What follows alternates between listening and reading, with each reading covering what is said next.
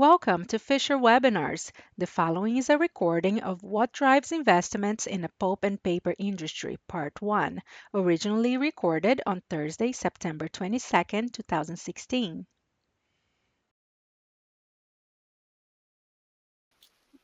So, how important is pulp and paper investment really? Surprisingly big. There is €500 billion of installed cost in pulp and paper mills, and just to keep it running you need approximately 20 to 25 billion euros. Over the last 10 years, average 20 billion euros of new capacity and rebuilds has been spent. Actually, the whole pulp and paper industry altogether represents equal GDP than all of the, I would say, bottom half of the earnings countries in the world altogether. Okay, then what leads to investments? What motivates investments? And I would say, because of this huge asset base and it's getting older day by day, cost reduction and repurposing, renewing assets is definitely one. I would say there is no mill manager on whose agenda cost reduction is not. And then quality improvement and grade change, and to come back to cost reduction and aging assets, this can be also one topic that bigger players are considering when they need to reduce costs and their assets are aging, that consolidation, mergers and acquisitions are a tool to reduce, shortcut to reduce costs also. And of course new technology. So quality improvement, grade changes, when consumers recognize that there are new qualities in products and they switch to them, you need to follow, you want it or not, but you need to keep the pace. And again, new technology is probably something that leads the way. And of course grade changes. There are lots of assets which are unfortunately in wrong grade and in wrong place also, and there is increasing phenomena, I would say, for grade changes. This is definitely not over. Market growth is one obvious where we can see, and timing is there good for those companies who can estimate growth in the right time. This enables good cost position and further strategic steps in the future. So really kind of a speed up ladder to improve your position. Cycles and defense of market position. Sometimes I would say this industry goes on feel basis. When everybody's building certain grade, others starts to follow, and then on the other hand there are some investments that are must to do, even though it looks from a side that is this really needed, but in a longer strategic thinking it might be needed and right thing to do to defend your market position. New technology, definitely one that motivates investments when you can save raw materials or get better qualities or get more capacity and so on. Legislation and regulations. Now it will be very interesting to see when US and China joined the Paris Climate Agreement, that what will happen to this, because Europe is already practicing carbon emission taxes or credits for emissions, and will other parts of the world follow this thing, and this has already changed lots of technology changes in the European landscape. Like UK has basically stopped investing because floor price for carbon emissions in UK is so high, around I think $25 to $30 right now. Governmental subsidies, definitely one motivator, and there can be all kinds of incentives. You employ so many people and get tax reduction, or you get cheaper energy, or whatever. Lots of reasons. So today in part 1 we are going to cover market or regional growth, aging assets, and repurposing needs and opportunities. And in part 2, that will be announced later, we will cover the rest of it. So good news is, in a big scale, that paper industry is far from dying, it's growing. Here we see historical development and announced and growth based on announced projects, so probably the growth will be bigger. This is not a forecast, this is just announced projects so far. And when we look more in detail by major grade, I'm taking tissue and towel first, and it will continue to grow, especially in emerging countries and very much in China. So actually so much that by 2017 developed countries' production will be outperformed by emerging countries. And basis is in developed countries is population growth, and in emerging countries economic growth. And the real, if we look historical growth on both countries, we can see that it is pretty well following the ideas. And again here, it's not the forecast, just what has been announced. Tissue and towel growth is anyway all over the world, and but biggest in China again. And if we consider to keep up the pace, what it would take, and it would mean another 500 plus tissue and towel machines in next 5 years. I would say that averagely in past 5 years there has been around 100 plus new tissue lines on annual level. So specialties, small major grade. Special problems in specialties is aging assets. We are touching this a little bit later, and Asia provides biggest growth in specialties, obviously too. And printing and writing is pretty flat. There has been a slight decline in figures, but based on announced projects it will be flat, most likely even slightly growing, but I would say basically flat for coming years. And there is overcapacity in printing and writing machines, and you can see phenomena in China where printing and writing machines are producing specialty grades also, and in China, especially in China, and I would say we will see some conversion projects from printing and writing to specialties in coming years. And really the case is that a lot of the assets are very old and small in specialty grade.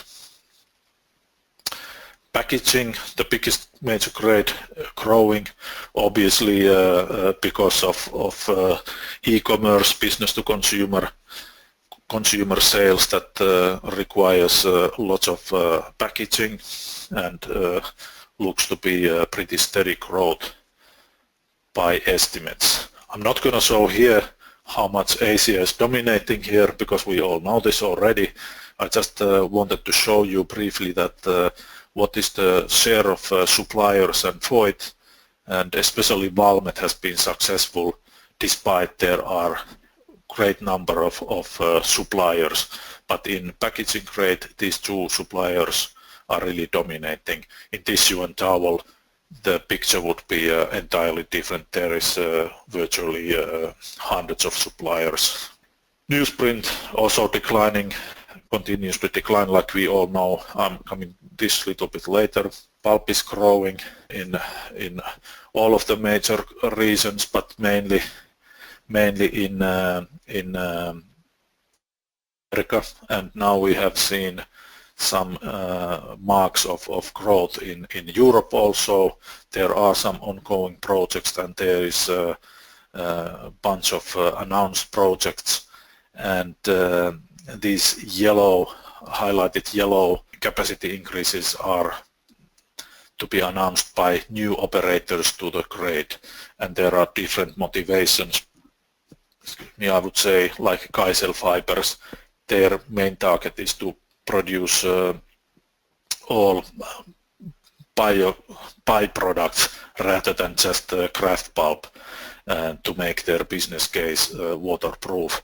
Exactly what Metsä Fiber has done in Äänekoski, and they have said that they don't need to worry about so much cycles anymore because these byproducts will keep their business healthy. There are a number of existing operators with capacity increases on existing sites. And then we have lots of new Russian operators or operators planning to put new plants to Russia, and it remains to be seen how speculative these are, or will they be turned to reality. But for example, Heilongjiang Qingpang project here was supposed to go live already 2015, and it's still not started.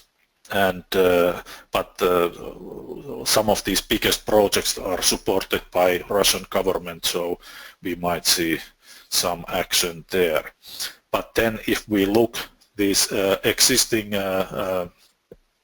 producers by NBSK production assets by site, and we compare this, make analysis based on Fischer-Solve tool, and we can see manufacturing cash cost by site versus technical aids, that sites in Russia are actually in very healthy condition, even though their technical aids is starting to affect on them. So I would say we will see asset renewal with capacity increase in Russia by existing operators, because it really makes sense. Aging assets, more about them. We can see the North American assets are oldest in all major grades, and Asia Pacific assets are basically youngest in almost all grades, and with the pace of investments it will remain this way for the future.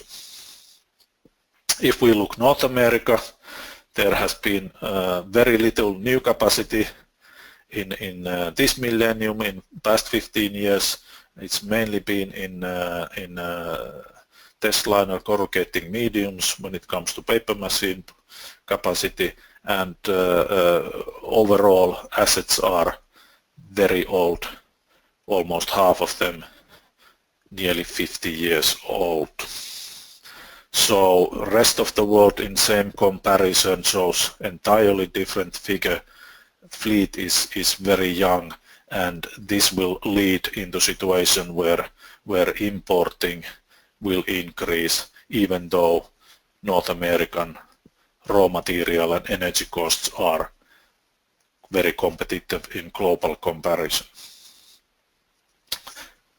So what happens to this very old capacity in America in the future? Because over 30% of the total capacity is by PM year built, more than 50 years old. Of course, it has been at least partially rebuilt, and its technical age isn't perhaps so old, but still it requires more capital than rest of the world's fleet, and still you really aren't moving anywhere. You are just keeping the position where you are. So for this comparison, Fischer has developed a viability benchmarking that measures economic health of companies, mills and production lines. You can compare them in peer group, and over the last 25 years Fisher has studied all reasons for line shutdowns or mill closures, and we have come to conclusions that these are the factors that most affect on which companies or lines or mills has been closed. And here is based on this data, here is North American Testliner and Fluting lines in viability benchmarking. The bigger picture shows comparison by factor, and the lower shows by risk. So smaller the number, lower the risk, and higher the number, higher the risk, and shown here by color. And width of the bar shows you size of the production on each lines. So we can see there is a big variety, and bigger lines seems to be more competitive here.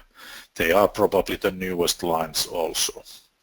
We can show this data with Fisher analyzing tools in a bubble chart also, where we have here a relational comparison, so that we put cost and technical aids together and compare how these lines are mapped.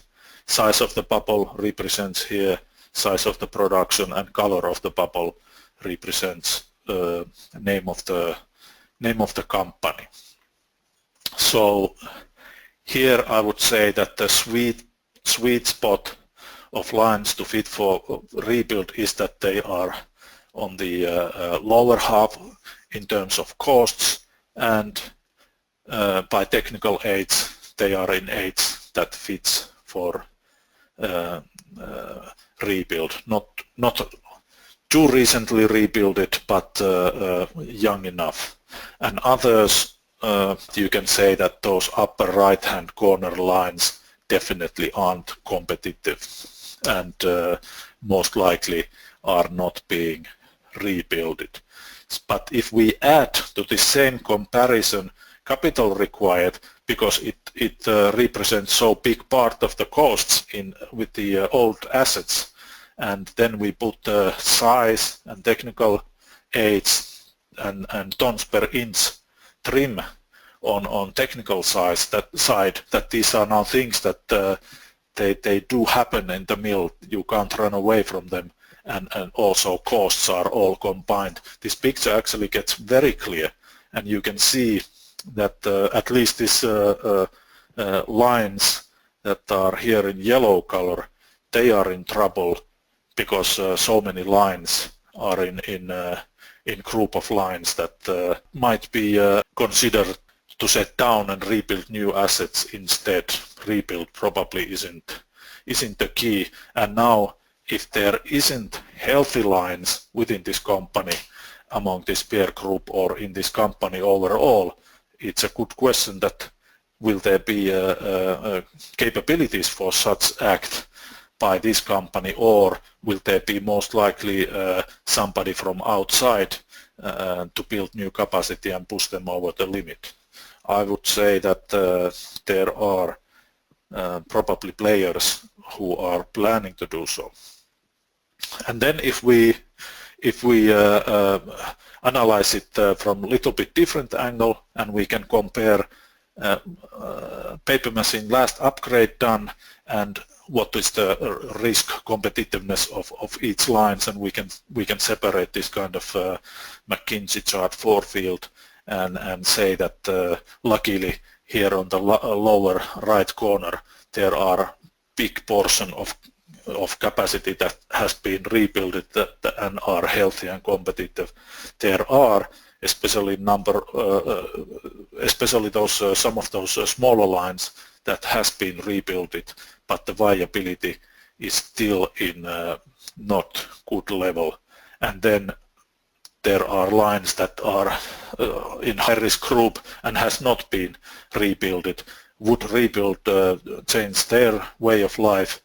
I'm not sure, but would be interesting to have a look of this. And then there are best opportunities for rebuild, those lines that are big, low risk lines and has not been rebuilded. Good question is why not? Why not make them even more competitive earlier on? But they are still in position to be rebuilt. So let's have a closer look on this left upper hand group of lines and compare their viability ranking, and we can say that this one circled green here line and highlighted in benchmarking, viability benchmarking curve here looks overall not good, but cost structure, this red part here is actually lowest of the group on non-performing lines. So one could ask that would it be still, even though its position is not perfect, could it be improved because its cost structure happens to be in first quartile? And my answer is yes, there is a chance to give new life to this line, but others highlighted green here that are in same peer group are mainly smallish and in fourth quartile, so there is harder work for them to be enhanced in this comparison. And of course you need to go more detailed, drill in from many directions to make a full analysis. This is just example how we can utilize physical tools, but to me it looks a pretty good way to go further from here if needed. Within this time frame it is not possible and not purpose of this presentation, but anyway it gives some basis to continue thinking more deeper in details.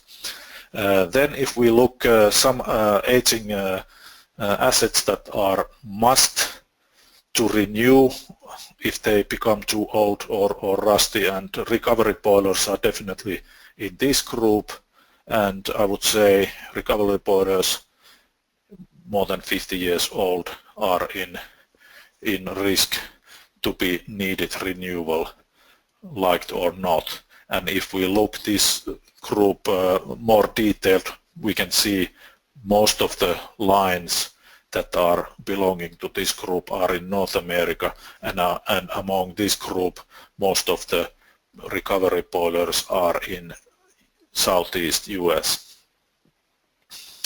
Okay, and then next natural step to look aging asset is obviously power boilers, and boilers that are using coal or oil as a fuel are primary targets here for many reasons, and they do also need to be renewed after a certain age to keep plant alive. So replacement investments needed, same 50 years scenario in my analysis here.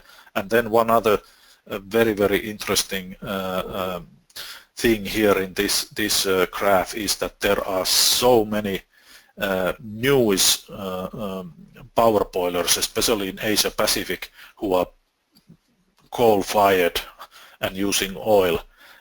So if this greenhouse gas emissions legislation will move on, what will happen to these assets? At large, China has built too many coal-fired power plants, not only to pulp and paper mills, but all over, and energy consumption is not up to the level that they have assets right now, and they have this Paris climate agreement ratified. So it will be interesting to see how much these costs will be turned into new investments for less emitting fuels. If we consider by some experts that floor price really affecting on greenhouse gas emissions is $20 plus per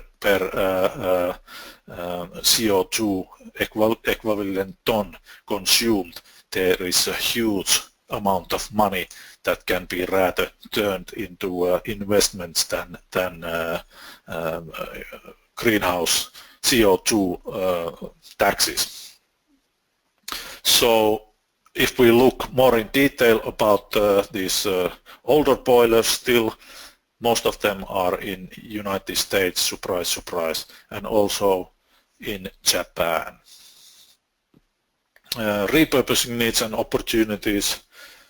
There we already in beginning touched that there is a huge asset base in this industry, and it's moving target that are you in the right place with the right grade, with the right amounts, and we have seen big decline in newsprint, and repurposing of newsprint machines is underway, and it will continue for the future.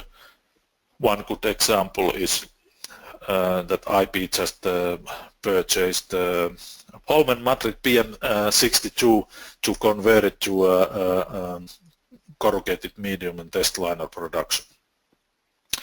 So one question that this raises is that how good in terms of financial figures conversions are, and here are 4 projects compared, 2 Brownfield and 2 Greenfield.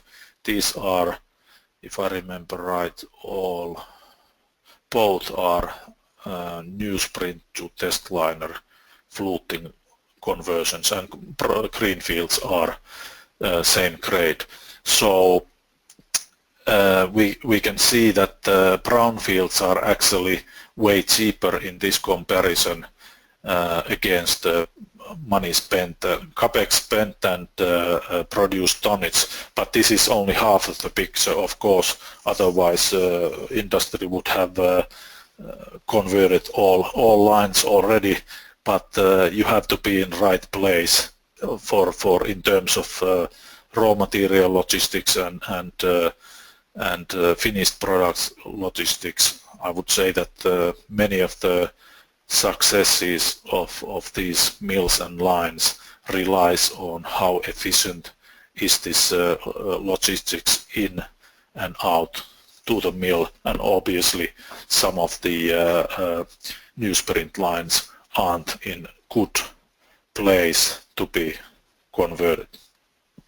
So one other interesting topic is that we have a large number of integrated mills, not only in North America, but here is a map showing North America where, well, pulp production is low risk, and existing paper machines are high risk, non-competitive lines. So Resolute has decided to transfer some of the production on its Calhoun site for tissue production, and we will see most likely more this type of conversions in the future, because this really makes sense that you have a huge site with the huge cost put into your assets, and to include tissue production there is actually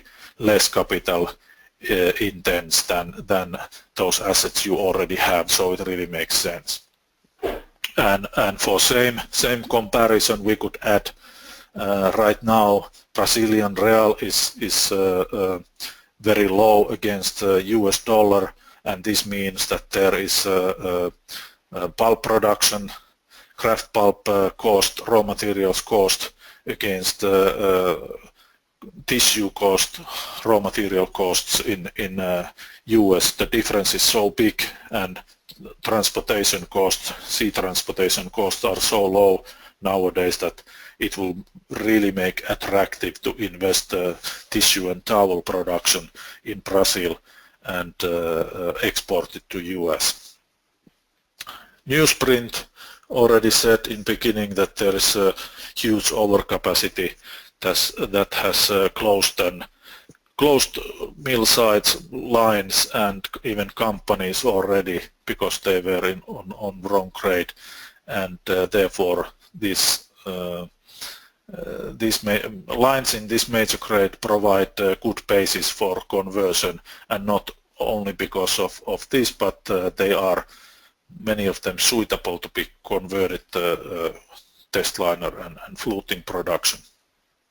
And already mentioned about this Newsprint mill in Spain that will be converted, and here is the map that is showing some of the sites that has a newsprint line with shoe press, like Holmen Madrid mill has actually 2 shoe presses in PM62, and shoe press is typically needed to have on your efficient testliner line, and so these newsprint lines having shoe press already makes them attractive for conversion, because you can avoid investment rebuild for these lines in class of 10 million plus if you have this shoe press already.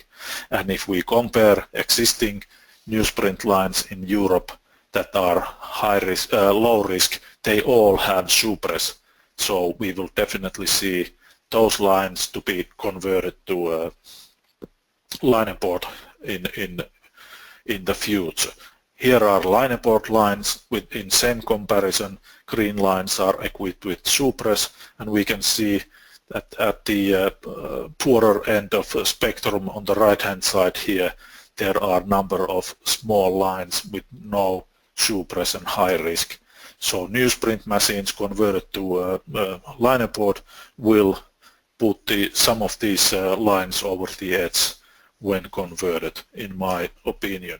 And to be continue proving this, I put here existing newsprint lines in Europe and linerboard lines in comparison, speed versus width of the machine line, and we can see that the fastest and widest lines are mainly in newsprint, and there are lots of very slow and very